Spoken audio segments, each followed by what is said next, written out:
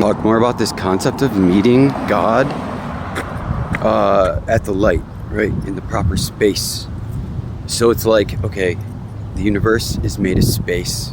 Darkness is a consequence of no light, you know? And so life needs light to exist, right? But then there's still all the darkness. See, I think God works in that darkness. He can work in that darkness. And I think the darkness is just all the places that the light hasn't reached yet, which is the future, right? Because for life, we're bound to three-dimensional time. So we don't experience it all at once. We see the light coming at us one moment at a time, which unveils the future. And I think God can work in the dark space, you know? And then so, if you start syncing up with God and you start getting in flow with what you feel like He wants you to do, and you start noticing synchronicities and like numbers, people saying stuff that just resonate with something that's you feel like is on that path of alignment.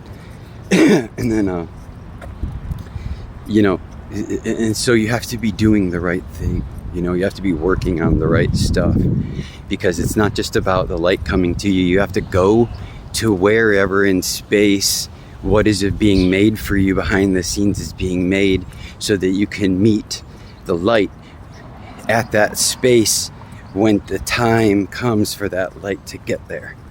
If that makes sense, you know. But if, like for me, I'm working on building something, changing my life completely. I feel guided and I love it and I'm passionate, you know. But I have to follow the journey, and I have to continue on the journey regardless of what happens. Over time, I've been being taken care of more, that's for sure. But, you know, it wasn't always like that. There was a test of faith, you know. And anyway, whatever I am doing, God is leading me somewhere that will allow me to meet whatever He's making me. Which isn't, I don't think it's magic. It's going to be people, places, or things. Because those are the tools of life that anything that's outside of the environment, the universal space, would have. It would, to affect life, it would have to utilize people, places, or things, because those are like the three fundamental aspects of human life: people, places, things. And so if God's working behind the scenes, that means He's working on people's attitudes, temperaments, mindsets, to lead people, places, and things to a specific point in time, so that the light can hit all of those components of the creation at the right time to bring whatever is into reality. Does that make sense? I'm following this through to the end. Even if I can't explain it, I fucking feel it in my soul that that's true, you know? Light is life. Light creates life.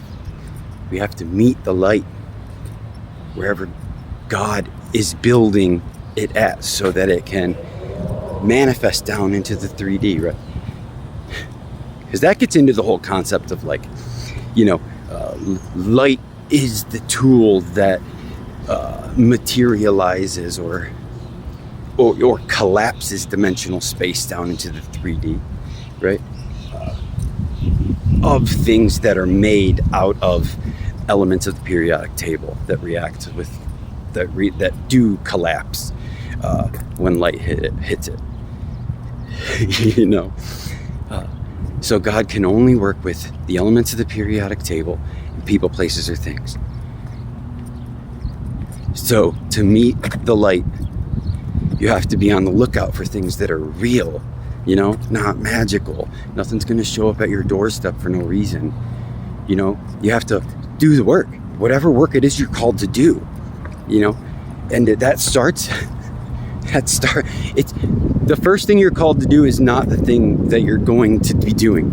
You just need to start living passionately for what you want to live for, what you know, because then you can sync up to the flow, and then you can start hearing what the universe wants you to do, and then that leads you on a journey, and you'll know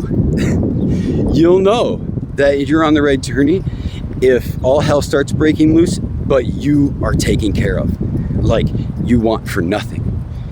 Well, I shouldn't say that. You need for nothing, you know, being stripped away from all the bullshit. Like, that's sometimes, like, for me, it was a necessary thing. Like, you know, make me broke for a little bit, but take care of all my needs so that I can just relax and see that I don't need all this bullshit. Like 2 energy drinks a day is just not, you know, it's not necessary.